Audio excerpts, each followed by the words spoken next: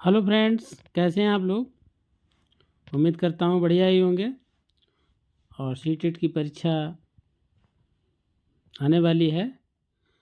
तो दोस्तों, आज का हमारा टॉपिक है अधिगम संबंधी विकार, लर्निंग डिसऑर्डर। कि ऐसे कौन से विकार हैं जिसके द्वारा बच्चे का अधिगम जो है सही प्रकार से नहीं हो पाता है।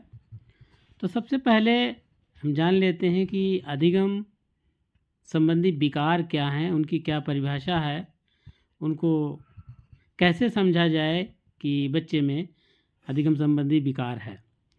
तो इसकी परिभाषा है कि अधिगम संबंधी विकार वे मानसिक शैक्षिक समस्याएं हैं जिनमें बच्चा सामान्य बुद्धि होने के बावजूद पढ़ने लिखने, गणना करने या समझने में कठिनाई अनुभव करता है।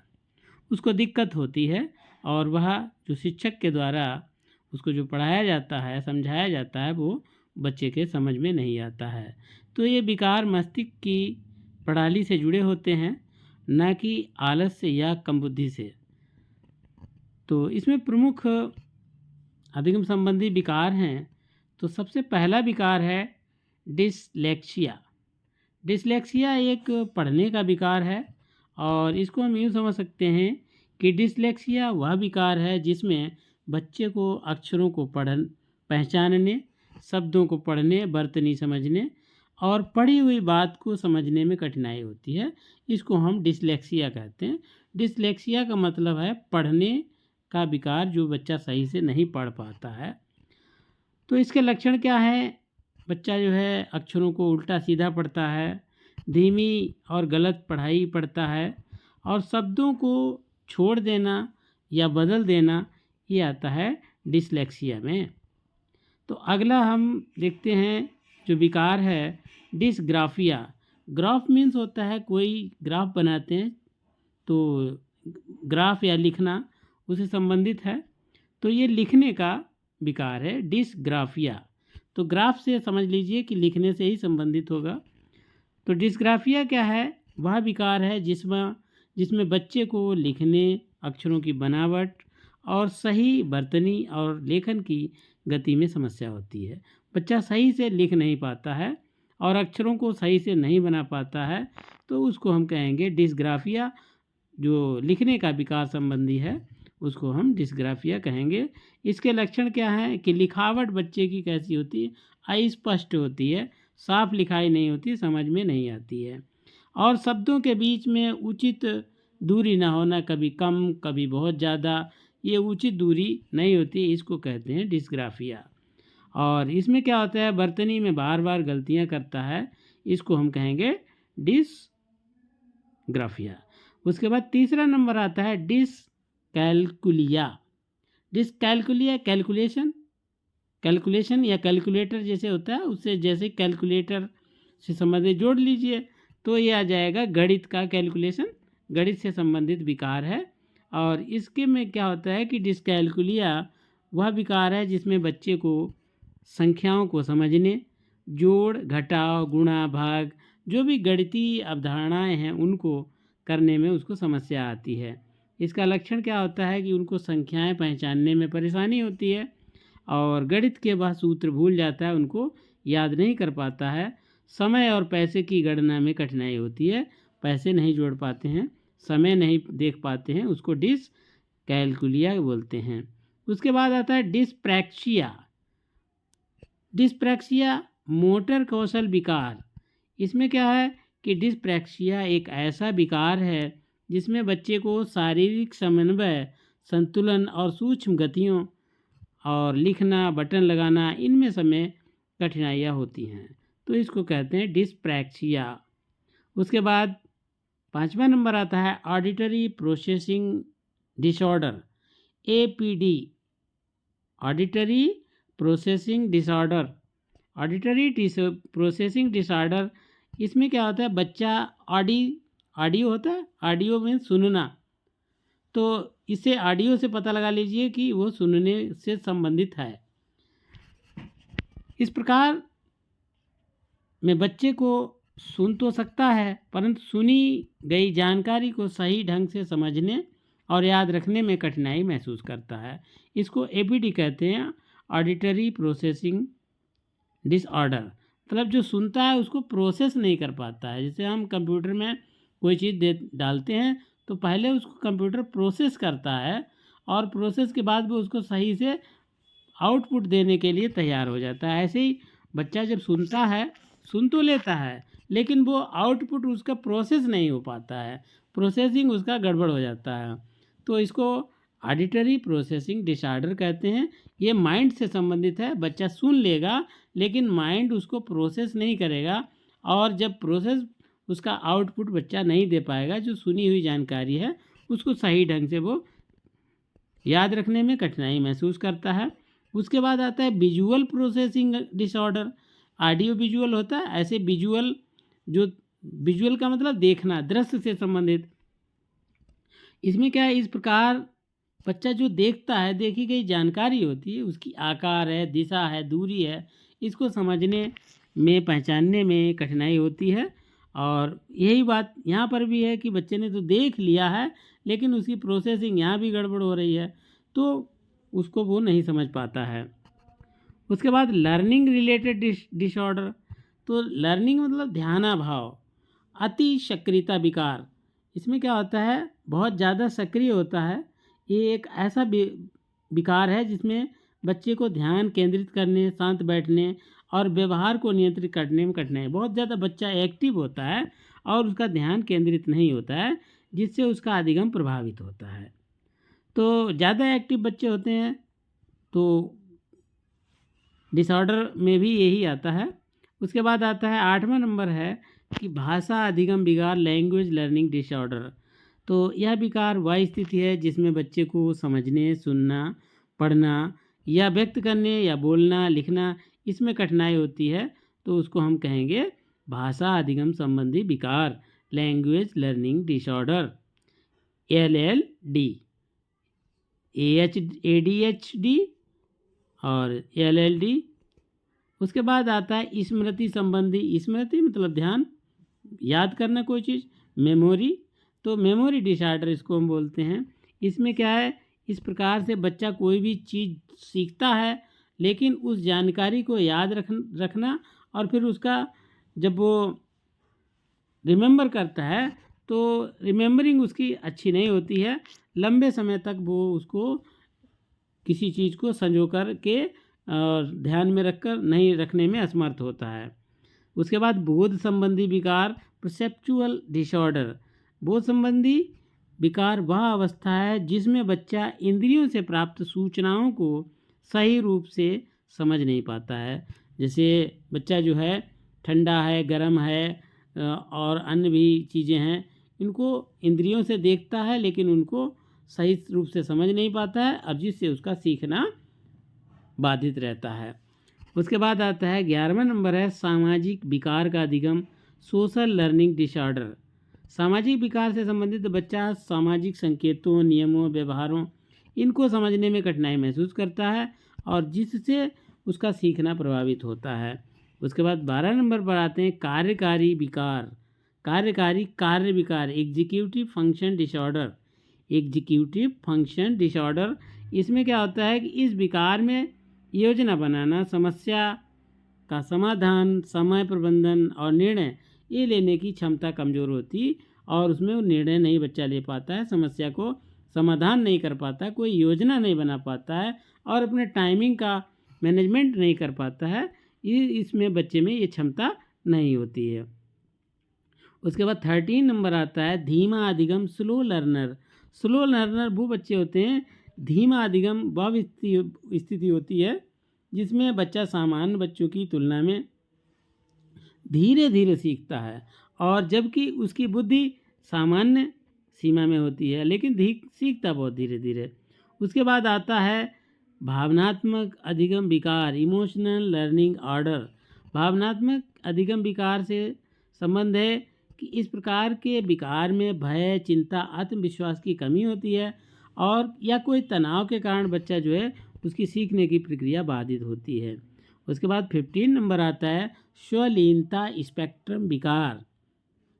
स्वलीनता स्पेक्ट्रम विकार, ऑटिज्म स्पेक्ट्रम डिसऑर्डर, ASD इसको बोलते हैं। और ASD एक ऐसा विकार है जिसमें संचार, सामाजिक सहभागिता और व्यवहार में कठिनाई होती है जो अधिगम को प्रभावित करती है। उसके बाद व्यवहार विकार बिहेवियरल डिसऑर्डर होता है। इसमें क्या होता है, यह विकार की वह स्थिति है जिसमें अनुचित व्यवहार, आक्रामकता या नियमों की अवहेलना के कारण सीखने की प्रक्रिया बाधित होती है। उसके बाद 17 नंबर आता है स्मृति विकार, मेमोरी डिसऑर्डर। इसमें क्या होता है, बच्चा जो भी चीज़ सीखता है वो जल्दी भूल जाता है और उसको दोहराने में कठिनाई होती है। तो भाषा का अधिगम हम पहले सुन चुके हैं। और इसके बाद आता है श्रवण प्रसंस्करण विकार, ऑडिटरी प्रोसेसिंग डिसऑर्डर। वही श्रवण ऑडिटरी प्रोसेसिंग डिसऑर्डर जिसमें सुनकर समझने में दिक्कत होती है और विशेषकर जब शोर हो तब वह बच्चा नहीं समझ पाता है। उसके बाद दृश्य प्रसंस्करण विकार, विजुअल प्रोसेसिंग डिसऑर्डर। कोई देखी हुई चीज़ को या समस्या को पहचानने में उसको समस्या होती है। और मोटर कौशल डिस्प्रैक्सिया होती है, कागज़ कलम को पकड़ने या संतुलन बनाने या गतिविधियों को करने में उसको कठिनाई होती है। और भावनात्मक व्यवहार, इसमें क्या होता है, डर, तनाव, आत्मविश्वास की कमी के कारण उसको सीखने में बाधा होती है। उसके बाद बौद्धिक मंदता, इंटेलेक्चुअल डिसेबिलिटी, बुद्धि स्तर सामान्य से कम होने के कारण जो है बच्चा उसकी सीखने की गति धीमी हो जाती है। उसके बाद 24 नंबर आता है आत्म केंद्रित विकार, ऑटिज्म स्पेक्ट्रम डिसऑर्डर। इसमें सामाजिक संपर्क, भाषा, व्यवहार और उसमें कठिनाई के कारण अधिगम में उसको दिक्कत होती है। उसके बाद आता है प्रेरणा की कमी, हाँ सामाजिक। और 25 में आता है सामाजिक, मित्र बनाने और सहयोग करने की समस्या होती है। उसके बाद 26 नंबर आता है लैक ऑफ मोटिवेशन, सीखने में रुचि न होना, प्रयास न करना, ये इसमें लैक ऑफ मोटिवेशन में आता है। उसके बाद आता है भावनात्मक अस्थिरता, अत्यधिक डर, चिंता, क्रोध के कारण बच्चा ध्यान नहीं लगा पाता है। उसके बाद 28 नंबर आता है विद्यालय का भय, स्कूल फोबिया होता है। इसमें स्कूल जाने का डर होता है जिससे सीखने की प्रक्रिया बाधित होती है। भाषण विकार, स्पीच डिसऑर्डर, कुछ बच्चे ऐसे होते हैं जब बोलने की बात आती है तो वो हकलाने लगते हैं, अस्पष्ट बोलना उनका और शब्दों का सही से ना बोल पाना, ये भाषण विकार स्पीच डिसऑर्डर में आता है। उसके बाद 30 नंबर आता है कि पठन समझ विकार, रीडिंग कंप्रहेंशन डिसऑर्डर, पढ़ तो लेगा लेकिन अर्थ उसका ना समझ पाना, ये आता है रीडिंग कंप्रहेंशन डिसऑर्डर में। लेखन अभिव्यक्ति विकार, विचार हैं उसके पास लेकिन वो लिखित रूप में व्यक्त नहीं कर पाता है, उसको लेखन अभिव्यक्ति विचार कहते हैं। गणितीय तर्क विकार, इसमें क्या है, समस्या समाधान और तर्क पर आधारित गणित में कठिनाई होती है। समय प्रबंधन विकार, इसमें समय का सही उपयोग न कर पाना, कार्य का समय पर पूरा न कर पाना, इसमें आता है समय प्रबंधन का विकार। ध्यान एकाग्रता का विकार, पढ़ते समय बार बार ध्यान भटक जाता है, उसको ध्यान एकाग्रता का विकार कहते हैं। उसके बाद 35 में आता है आत्मविश्वास की कमी, गलती के डर से सीखने में झिझक कि कहीं कुछ गलत ना हो जाए, इसलिए वह उसको सीखने में झिझक होती है। उसके बाद 36 नंबर आता है सीखने में धीमी गति, स्लो लर्नर, जिसमें सामान्य बुद्धि के होते हुए भी अधिक समय लगता है। उसके बाद आता है अवधारणात्मक विकार, कंसेप्चुअल डिसऑर्डर, अवधारणाएं जो होती हैं उनको समझने और जोड़ने में कठिनाई होती है। 38 में आता है तर्क विकार, तर्क शक्ति, रीजनिंग डिसऑर्डर, इसमें कोई कारण या परिणाम को समझने में समस्या होती है। उसके बाद समस्या समाधान विकार, प्रश्न समझकर समस्या समाधान तक न पहुंच पाना, ये समस्या समाधान विकार में आता है। प्रतीक पहचान विकार, इसमें चिन्ह है, संकेत हैं, गणित के प्रतीक, इनको न समझ पाना। उसके बाद आता है 41 नंबर क्रमबद्धता विकार, सीक्वेंसिंग डिसऑर्डर। सीक्वेंसिंग डिसऑर्डर में क्या है, घटनाएं हैं या चरणों को उनको सही ढंग से ना जोड़ पाना, उनको सही क्रमबद्ध ना रख पाना, इसको सीक्वेंसिंग डिसऑर्डर कहते हैं, क्रमबद्धता का विकार कहते हैं।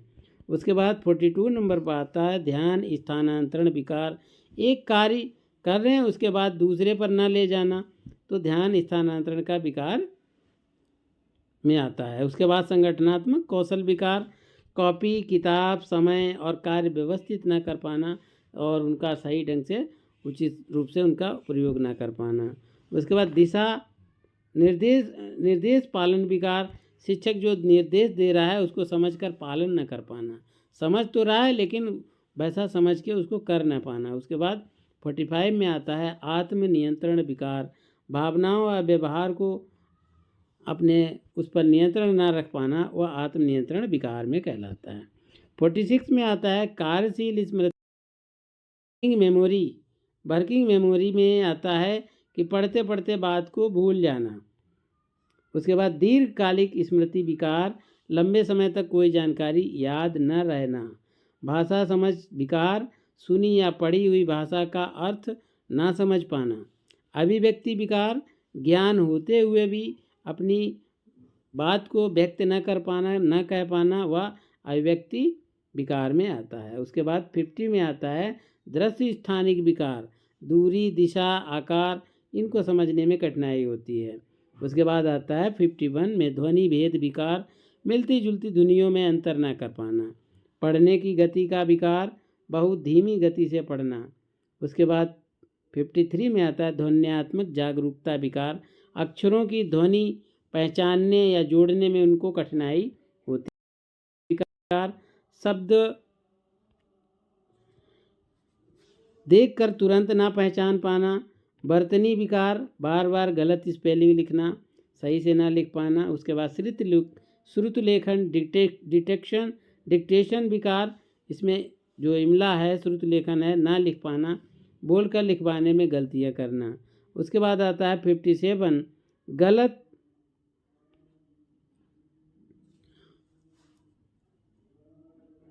पढ़कर लिखने में रूपांतरण का विकार, पढ़ी हुई बात को लिखित रूप में ना बदल पाना।